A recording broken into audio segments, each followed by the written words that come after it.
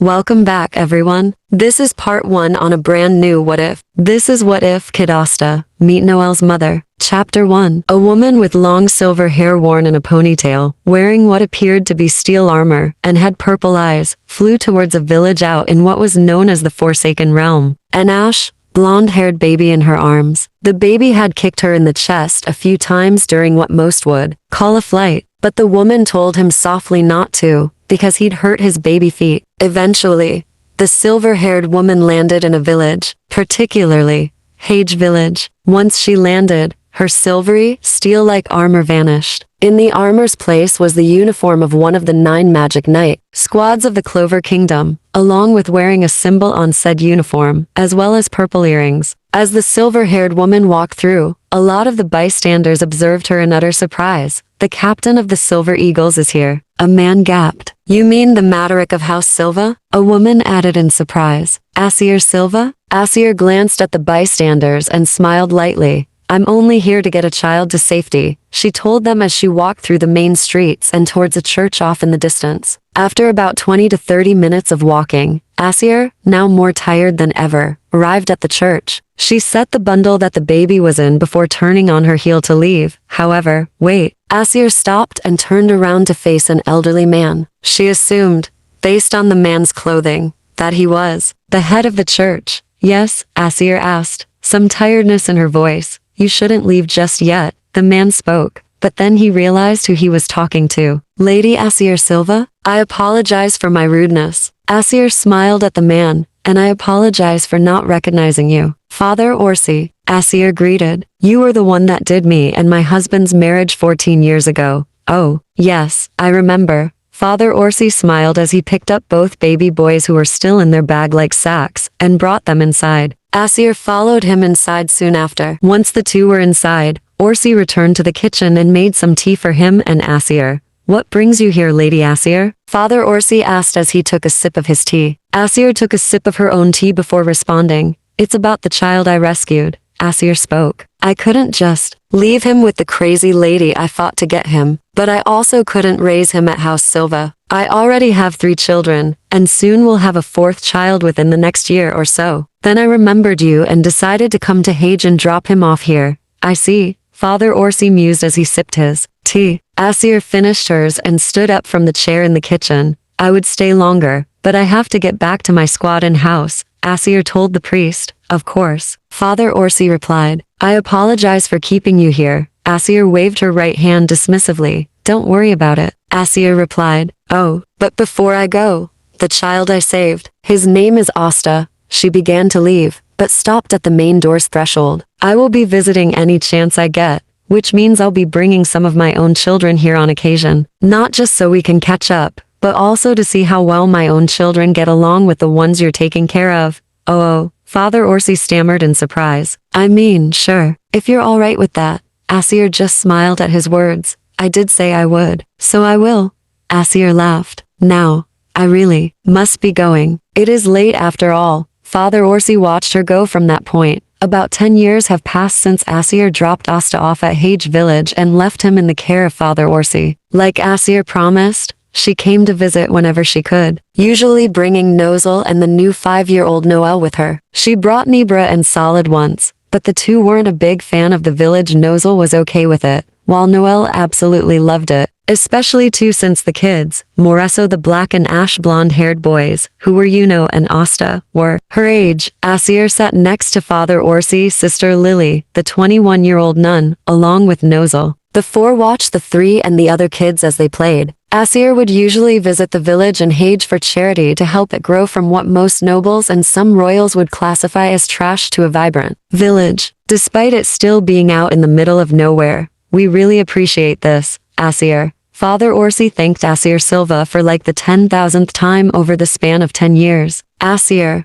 like any of the other times he's thanked her, just smiled and brushed his comment aside. "Don't thank me," Assier retorted. "I'm doing this because I want to. Because I want to help a friend." "Right," Father Orsi stammered, still surprised at how casual the matriarch of House Silva was acting. "I just wish Nibra and Solid would like to help instead of doing whatever they're doing." Assier sighed. "It's fine," Noelle remarked. "They're still young after all." "Well, Solid is at least. Nebra is 19 and make her own decisions. I know noelle, Assier replied. It's just that this village means a lot to me, and I'd appreciate it if all 4 of you helped out. I know. Noelle sighed. It's just them I guess. Mommy. A 10-year-old Noelle came up to Assier, a big smile on her face as she held up a small vase of flowers. Asta and helped me pick them. They said we can bring them home with us too. That's lovely. Assier smiled. Don't worry, I already thanked them. Noelle grinned, knowing what her mother was about to say. That's good of you, Noelle. Assier smiled. Assier watched Asta and along with the other young kids. She noticed one of the kids crying. That boy, Assier thought. The one I saved 10 or so years ago. He really is a selfless person. Perfect fit for the magic nights. She chuckled at her own thoughts. Well, that'll be in another 5 years. But still, after a few more hours, Assier had to reveal that it was time for her, noelle, and Noelle to leave, much to the sadness of Asta and the other kids. Father Orsi, Sister Lily, Asta, and the other kids waved goodbye to the 3 Silvas. Due to Assier's job as the captain of the Silver Eagles, it's hard for her to find time to come here and visit. Father Orsi spoke, but it's really fun when she does come to visit. Asta grinned. That is true. Father Orsi laughed. Now come on. It's getting late. You all need your sleep. At the Silva house in the royal capital of Clover, Assier, noelle, and Noelle returned to their house and went inside. Assier placed the small vase of flowers Noelle carried in with them to one of the windowsills. I know I've said this before, but Noelle began as noelle went into the kitchen to see what the maids were cooking. When are we going to visit them again? Assier sat in one of the living room's chairs, a smile on her face. Whenever me and your brother don't have magic night duties to attend to, Assier replied. Oh, right. Noelle frowned. You could always write to the village if you wanted to, Assier told Noelle, a smile on her face. Besides, I know how you and Asta interact with each other. Assier thought before laughing out loud, confusing her 10-year-old daughter. What's so funny, Mommy? Noelle asked. Assier soon stopped laughing. Oh, nothing, Assier retorted, her smile not gone from her face. But I also know how selfless Asta is. Assier thought, that's the definition of a magic night. Another 5 or so years passed and it was nearing that time, where mages at the 15 go to the Grimoire Tower of the Grimoire Acceptance Ceremony. And the Grimoire Tower in Hage was no exception to this event. Assier, noelle, and Noelle had come to assist with the event. The 3 watched Asta and enter the tower. There's no way that Asta, a magicless boy, will be able to obtain a grimoire. Noelle scowled. Not a normal grimoire, Assier remarked. Soon after, the 2 boys exited the tower and were heading back to the village. The 3 watched from a safe distance away until the boys were out of sight. Then they proceeded to follow them. Upon catching up to them, they noticed that is tied up via chain magic. Noelle narrowed his eyes. That magic, he frowned deeply. It belongs to that former purple orca, Revchi. What's he notices that he has Wind magic 4-leaf clover grimoire. That bastard. That's it. I'm stepping in, Noelle began, only to be blocked by Assier's right arm. Mother, Asta can handle this, Assier told her. He may not have magic, but his body makes up for it. You watched him train, right? But that was physical training, Noelle argued. I don't want to see Asta or get hurt, Mother. Please, let me step in. Before Assier could retort, Revchi mocked Asta for having 0 magic after chaining him up. You were born a loser, you worthless runt. Revchi mocked the ash-blonde boy. Maybe he's right, Asta thought as he closed his green eyes. No matter what I do, I'll never have magic, Asta. The ash-blonde stopped upon hearing his name. Asta's not weak, Revchi. Sure, he doesn't have a single drop of magic power, and he may never become the Wizard King, because I will first. But so what? Asta has always found a way to make the impossible possible. That's why clenched his hands into fists, despite him being chained up. You're my rival, Asta, huh? Revchi questioned before he laughed. You'd claim this magicless boy your rival? You must be joking. Asta lifted his right hand up and grabbed Revchi's ankle. Get off of me, Asta growled. Noelle sighed in relief upon realizing that Asta was fine. Revchi was backing up from Asta in shock and fear. Sorry you had to see so weak, Asta began to stand up slowly. Just give me a second. That's all I need. Then I'll destroy this guy. How does he plan to do that? Noelle frowned. He doesn't have. Before he could finish his sentence, Thunder roared as lightning struck down around Asta. Only it was not lightning at all, but a reddish-black grimoire. Asta stared at it in surprise, while Yuno just smiled. There's no way you wouldn't have been chosen, Asta. There's no way. Asta grabbed the massive sword out of the ground and charged towards Revchi at full speed. Revchi literally screamed as Asta slashed him with it. In addition to being slammed into the rock wall behind them, Asta grinned at his grimoire. I can't believe I have one. Asta smiled as he walked over to Yuno. My very own grimoire. It may be old and dusty, but who cares? Yuno looked down at his foster brother and smirked. Asta, Yuno began. Do you remember the promise we made to each other? Asta scratched his head, then laughed. Of course I do, Asta retorted. I'm surprised you did, based on your attitude towards me and all. Yuno laughed again, then playfully punched Asta's arm. Idiot. Yuno snickered. Why would I be friendly with someone I call my rival? Asta then punched Yuno playfully. You jerk. Asta laughed. I must say, congratulations on your victory, Asta. The two foster brothers turned to see Assier, Noelle, and Noelle Silva walking out their hiding spot and towards the two. Assier had a smile on her face while clapping. Mrs. Silva, Asta gaped, surprised to see her. Noelle scoffed at Asta's formality. That's Captain Silva. Noelle corrected him. Oh Noelle, it's fine. Assier laughed. He can call me Mrs. Silva if he wants. After all, he is like a family friend. Noelle opened his mouth to protest, but Noelle interjected. Mother is right, Noelle. Noelle replied. Why do you think Asta addresses us so formally? I suppose it's all right. Noelle agreed in a defeated tone. Soon after, he turned on his heel. Shall we go? In a minute, Noelle. Assier replied, a smile on her face. Oh, Asta, you know. Yes, Mrs. Silva? Both boys asked. I see that you two possess the tenacity of true magic knights. She smiled as she began to turn on her heel. Her back halfway turned, but the two boys could still see the smile on her lips. Because of that, I suggest that you two train hard for the next 6 months.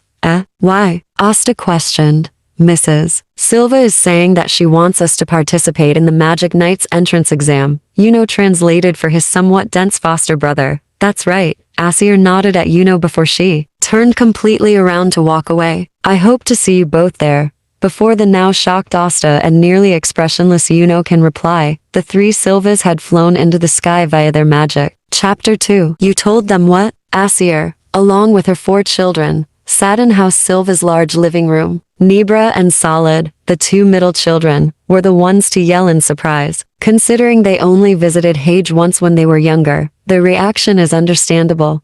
I believe Asta and Yuno are capable of passing the Magic Knight's entrance exam, Assier replied to Nibra and Solid's outburst. But they're commoners. Lowlifes. Nibra protested.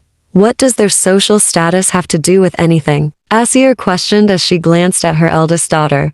Mother is right, Nibra. Noelle remarked. Me and Noelle know for a fact that Asta and Yuno are very capable to become Magic Knights. As much I hate to admit it, Noelle is right, Noelle added. Asta may be magicless, but that doesn't mean anything. That's right, Assier nodded. Those 2 boys have been training non-stop the past 6 months, and tomorrow, the Magic Knight's entrance exam will begin, and you're just going to allow those 2 commoners to take the Magic Knight's entrance exam? Solid scowled. I will not have any of them join the Silver Eagles and tarnish the Silva name. Solid? Assier spoke in a warning tone. Everyone is allowed to take the Magic Knight's entrance exam. Social status doesn't matter. Only if you're strong or weak. That's the philosophy you passed down to Leona, right? Nibra inquired. That's right. Assier nodded. Solid just scowled in irritation. Humph. Solid grunted before standing up and left the room. Assier watched him leave, then she pinched the bridge of her nose. You alright, mother? Noelle asked. Assier lowered her hand and smiled at Noelle. I'm fine, she replied. It's getting late. Noelle, Nibra, Noelle, please head to bed. Solid probably already went to bed. Yes, mother, all 3 replied before heading off to their rooms. Assier watched them walk off, then she turned to look up at the clock. It was 9:30 p.m. Assier stood up from the rocking chair and walked into the massive kitchen of the luxurious House Silva. The maids and servants were now asleep, including her 4 children. She grabbed herself a water from the fridge and began to drink it. After 3 medium-sized sips, she set it on the counter. I should give Father Orsi a quick call before I head to bed myself, Assier spoke, going out of the kitchen and into her office that was designed for magic knight captain duties. There was a lot of paperwork on her office desk that she had to fill out. Luckily, most of it was just signing. On the other side of the desk stood 2 pictures within frames. One of her with her 4 children standing outside of their house, and the other was of her, Noelle, Asta, and along with Father Orsi, Sister Lily, and the other kids staying at Hage village. She sat down at her desk and looked over the paperwork. I probably should have done the day I received it, but I guess that's the price you buy for visiting a family friend every chance you get. Won't be getting those for a while now due to the Magic Knight's entrance exam tomorrow. The capital is so big. Asta and had arrived at the royal capital after leaving Hage village early in the morning. It took them several hours to reach the capital, but they did manage to reach the capital in time. I wonder where the Magic Knight's entrance exam is. If I had to guess, began. It takes place within the Colosseum in the center. Pointed to what he was talking about and Asta followed his finger. Oh, yeah, that makes sense, the ash blonde-haired boy remarked. Come on, our arrival officially starts here. Let's go.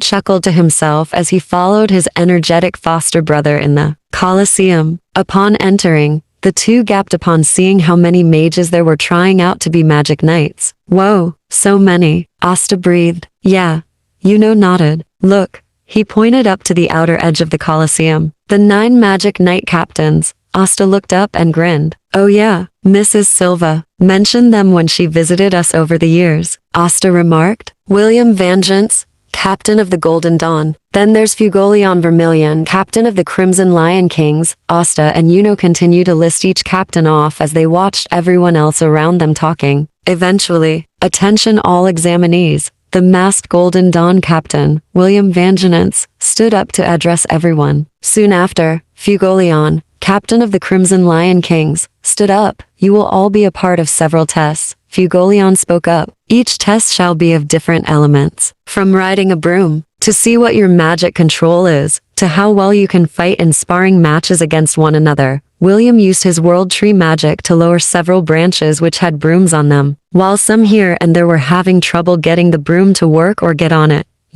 seemed to have no problem. As for Asta, well, since he has no magic, his broom didn't go anywhere. A lot of people laughed at him for that simple fact. Ha ha ha, what's his deal? A few laughed, but look at the other guy. Another pointed up where was. He's standing on it. 4-leaf, duh. Another pointed out. Oh yeah, I haven't done anything but yell the whole time. Asta thought frantically. In the stands where all 9 magic knight captains sat, in addition to some of their help, they observed everyone participating. What's that guy doing? The brown-haired male standing next to the muscular Black Bulls captain, Yami Sekihiro, asked, referring to Asta. Yami removed his cigarette from his mouth and huffed smoke from his mouth. I dunno, Finral, Yami retorted. Whatever he's doing, it's ridiculous. Ahoo-hoo, the light-haired captain of the Aquadeer, Real Boys Mortier, chuckled. He is a wild one to say the least. The Coral Peacock's captain, Dorothy Unsworth, just continued to nap away. Eventually, it got down to the final test, where everyone had to pick another testy to spar them. Asta was freaking out while a lot of the others had gotten their partners. The captain said that this test will determine which squad you'll join. Asta thought to himself, I could pick but that'd be too easy for either of us since we both know each other's strengths and weaknesses. Up above in the captain's area, Assier was watching Asta out of concern, as was Noelle and Nozzle. You think he'll be alright? Noelle asked. Instead of answering right away, Assier just smiled, but it quickly vanished after hearing Asta's opponent mocked him for having 0 magic. Asta's opponent created a defensive and offensive barrier cannon around himself. However, before he could do any more, Asta had pulled out his sword from his grimoire, which Assier told him was the Demon Slayer sword, and sliced the magic in 2, thus surprising everyone but Nozzle, Noelle, and Assier. Does that answer your question, Noelle? Nozzle asked. Noelle glanced at her elder brother and rolled her eyes. What was that? Finral questioned. I didn't think he had any magic based on the other tests. That's because he doesn't. Niebuhr spoke up as she entered the fray, followed by Solid, who had gotten a black eye. Assier glanced at her first and second middle children. but didn't say anything. She mentally noted to punish Solid later for trying to intervene in the exam. Seriously? Yami raised an eyebrow. Didn't you tell us that that kid down there wanted to become the Wizard King? I did, Yami, Assier replied as she turned her attention back to the arena. And I'll say this, just because he will never be able to cast a single spell, doesn't he can't accomplish great things, Yami huffed, but didn't say anything. A few more hours later, the tests were complete. Fugolion started the explanation by stating that now each testie's number will be called. Charlotte Roselli added on by saying that if you're picked by more than one squad, you get to choose which one to join, but that you may decline. William then finished off the explanation that if you are not picked by any squad that you are to leave. One of the guardian mages at the arena floor began to call up each number. After about a couple hours, it was Yuno's turn to go up. Upon stepping forward, all 9 magic knight captains raised their hands, surprising everyone. No way. All of them? They all want a guy who came out of nowhere. 4-Leaf, remember? Oh yeah. Way to go, Yuno. Asta breathed, amazed. Yuno observed each of the 9 captains, thinking it over carefully. He then remembered that when Assier came to visit Hage, she had told him and Asta that the Golden Dawn's captain was the best candidate as of now to become the next Wizard King. In that case, it'd be an honor to join the Golden Dawn, Yuno remarked. Everyone in the arena gaped while William just chuckled. They nabbed the cream of the crop, Finral remarked. He then looked down to see Asta stepping forward after his number was called. He looked up at the 9 captains, waiting to see if any of them would raise their hands.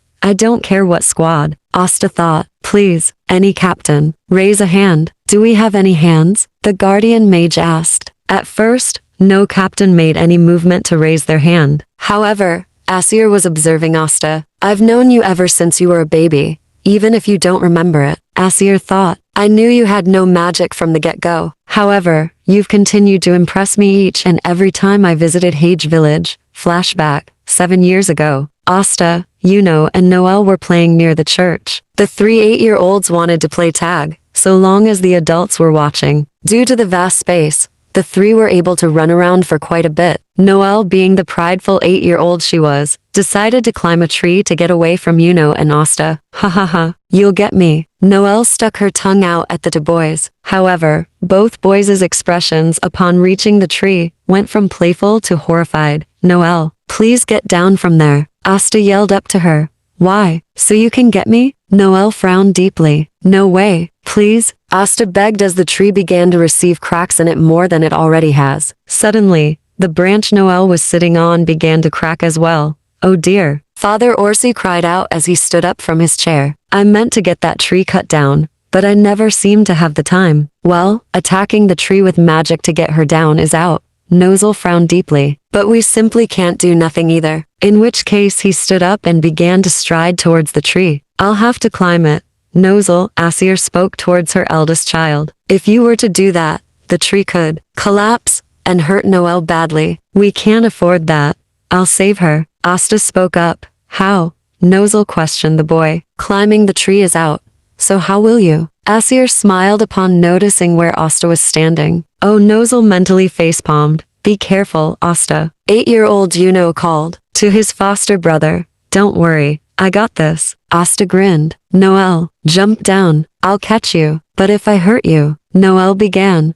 I don't care. Asta shot back. Your safety is more important. I promise you'll be fine. Noelle rolled her eyes in defeat. If you say so, Dorksta, Noelle remarked as she slid off the branch, which fell off the tree just seconds later as she landed on top of Asta. She heard Asta's groans of pain and she quickly got off him. Oh my gosh. I'm sorry, Asta. Are you okay? Oh, Asta groaned painfully as he tried to stand up. Slowly but surely, he did. He gave her and Yuno a thumbs up. See? It worked out just fine. Idiot. Both Yuno and Noelle commented, yet smiled in relief that he was okay. Flashback end. Even thought that's just one instance. You still showed selflessness, even back then. Assier thought, the reason I'm choosing you for my squad is because of every quality you possess. Perseverance, selflessness, your stubbornness. Oddly enough, even your motto of never giving up. You may not have any magic at all, but even then,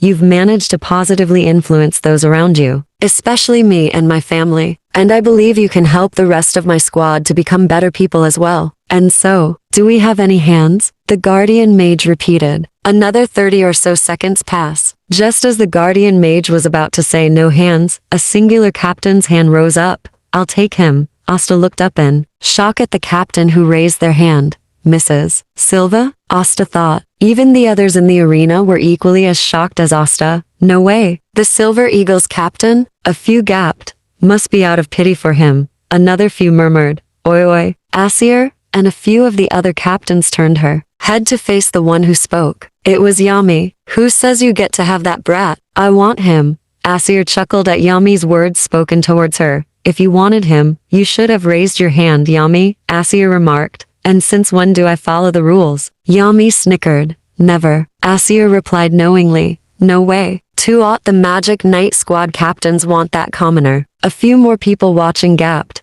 It's my choice which squad I pick, Asta muttered to himself, glancing between Assier and Yami. But which squad do I pick? The Silver Eagles or the Black Bulls? Asta thought to himself. He clenched his fists in self-frustration. Stop being an idiot, Asta. You have to pick the squad that will give you the best chance to become the Wizard King. I only have two options. So which one? You know, if that brat is going to take forever, I say we wager, Yami remarked. Noelle rolled his eyes while Nebra snickered. Honestly, foreigner? Noelle groaned. You have plenty of times to go bidding. Yet, you choose here of all places? That's right, Sir Stuffy Pants, Yami retorted nonchalantly. All right, Assier replied. Mother? Noelle, Nebra, solid, and Noelle gasped. You can't be serious. I bet 500 yell, Assier stated, causing her 4 children to sweat drop. 500 yell. I bet 3 times that amount of 1500. Yami grinned. Ho, then I bet 10 times that amount, Assier grinned. 1500 yell. Finral gasped. Sir, please? Sheesh. You really must want him, Yami remarked before grinning. 200. At this point, every other captain was sweat dropping at the two's antics. I expected this from Yami, but you, Lady Assier? William groaned. I have to agree with William, Fugolion added. This is ridiculous. Oh, come on, Assier laughed. A woman needs to have some fun every once in a while. Besides, we all know that I'm not going to lose. She paused, then added, 800 yell. I'm not sure why you're betting over me, but I've made up my mind, Asta shouted, causing Assier and Yami to turn towards the loudmouth Ash Blonde, in addition to the rest of Magic Knight squad captains. And, what is your choice? Yami inquired. I've thought really hard about it, Asta began as he paced across the Colosseum floor. And I ultimately wasn't sure on which squad to pick. Do I pick a squad where I know 5 people really well? Or do I go with something new? To most, that seems like a simple question to answer. Go with what you're familiar with. But then I thought, maybe I should step out of my comfort zone and try to meet new people and get along with them. Asta stopped pacing right in front of the Magic Knight squad captain stands. But then I remembered all the times I had when I was a kid growing up. And because of those memories alone, I know exactly which squad I'm picking. Asta, Noelle thought, a smile on her lips. Even Noelle couldn't help but smile, even if it was a small smile despite Nebra and Solid's distaste towards commoners. Even the 2 middle Silva children were intrigued to know Asta's choice. The Magic Knight squad I have chosen to join is the Silver Eagles. End of chapter 2. What do you think about the first 2 chapters? I was planning to do one more chapter, but I can only do 2 chapters. Also, what do you think about this what if? I was shocked when Asta chose the Silver Eagles. I really thought he would choose the Black Bulls. And it was hilarious when 2 captains literally betting for Asta to join their squads. In my opinion, that is my favorite part in this video. Either way, link down to the comments if you want to read the rest of the story. I hope you all enjoy. Goodbye.